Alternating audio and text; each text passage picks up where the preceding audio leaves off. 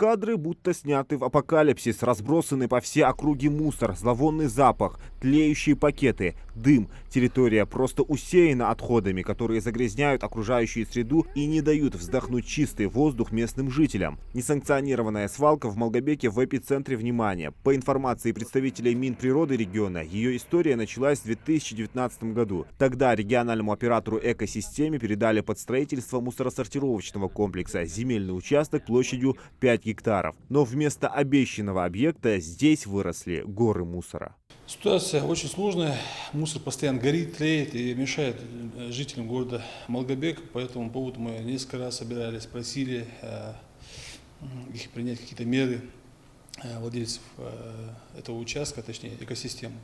Меры ими не принимаются никакие, поэтому мы все-таки решили. Последнее совещание было с участием Росприроднадзора, Россельхознадзора, мэра города Малгобек. На последнем совещании было принято решение все-таки расторгнуть договорные отношения и взять участок в пользу государства. Прокуратура Ингушетии начата проверка по соблюдению требований законодательства об охране окружающей среды. Возбуждено уголовное дело. Экосистема в нарушении требований законодательства организовала на данном участке свалку твердых бытовых отходов, на которой периодически происходило возгорание мусора, что повлекло нарушение прав жителей города на благоприятную окружающую среду. Материалы проверки прокуратура направила в следственные органы. По результатам их рассмотрения возбуждено уголовное дело по части 1 статьи 238 УК РФ, а именно оказание услуг, не отвечающих требованиям безопасности жизни и здоровья потребителей. Ход и результаты расследования уголовного дела взяты прокуратурой республики под контроль. Также в республике ведется работа по расторжению соглашения с экосистемой, которая не выполнила свои обязательства по обращению с твердыми коммунальными отходами. Речь идет о нарушении схемы потоков ТКО от источников их образования до объектов обработки, утилизации, размещения отходов. По-хорошему, я честно скажу, открыто, они должны давно были уже привлечены не только к административной, но и к уголовной ответственности. И от этого страдать начали еще районные города. Почему? Потому что мусор-то убирать надо. Но возиться с мусором никто не хочет. Поверхностно все. И главы районов им пришлось убирать и еще по нормативу оплачивать им. Представляете, вот аппарат администрации, управления правовое.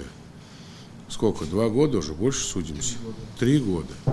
Вот. И наш, как говорится, самый справедливый суд берет в сторону людей этих. Я не против, если бы они выполняли свою работу. Мы им помочь даже могли.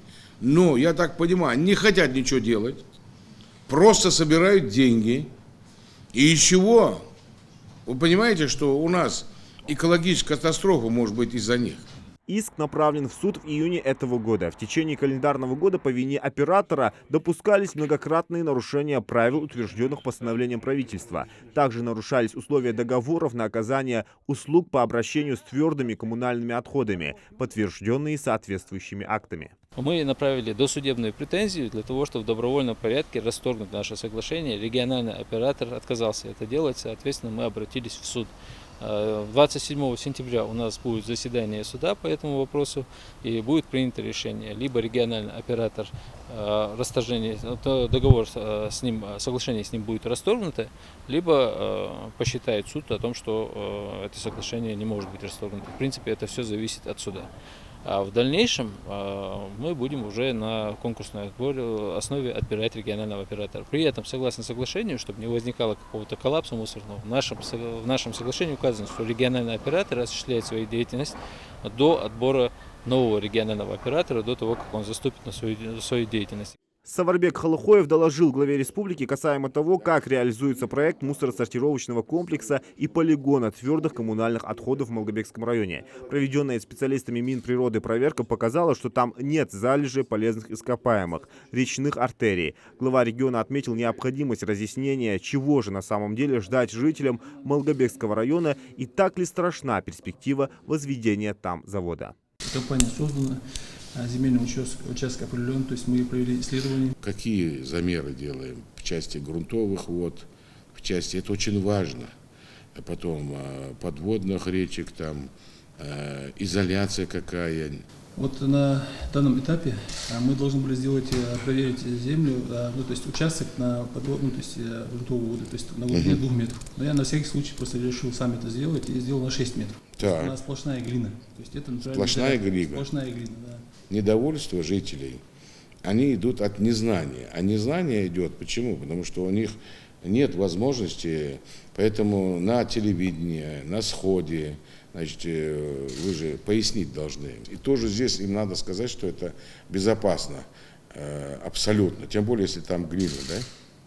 И там же изоляция потом делается еще. То есть там помимо изоляции, то есть это глины, то есть эта глина это большой плюс. Почему? Потому что главное, чтобы не было воды, да? Да. То есть было обращение, изначально было обращение жителей, что там есть родники, есть полезные какие-то источники. То есть мы провели исследование, там 50 гектаров земли сделано 5 бурений. 5 бурений. Да, 4 по краю и 1 посередине. То есть все точки отбиты.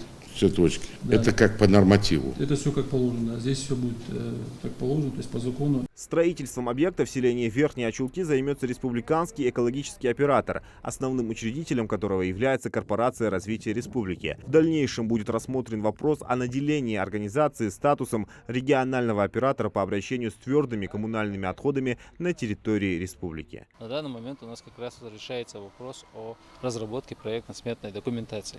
В рамках разработки этого проекта мы проведем полное изыскание земельного участка, который мы выбрали в сельском поселении Верхние Очелки для этой работы. По удаленности от населения этот участок расположен более чем в 5 километрах от крайнего жилого дома и в сельском поселении Верхние Очелки и Средние Очелки. По санитарным правилам достаточно 500 метров, то есть довольно-таки далеко расположен от участков этих. Опять же будет предусмотрено много-много мероприятий, которые снижают негативное воздействие от этого объекта. Несанкционированную свалку в Малгобеке в скором времени ликвидируют. Региональному оператору придется полностью привести территорию в надлежащее состояние. Зелимхан Калуев, Сулейман Костоев, Новости 24.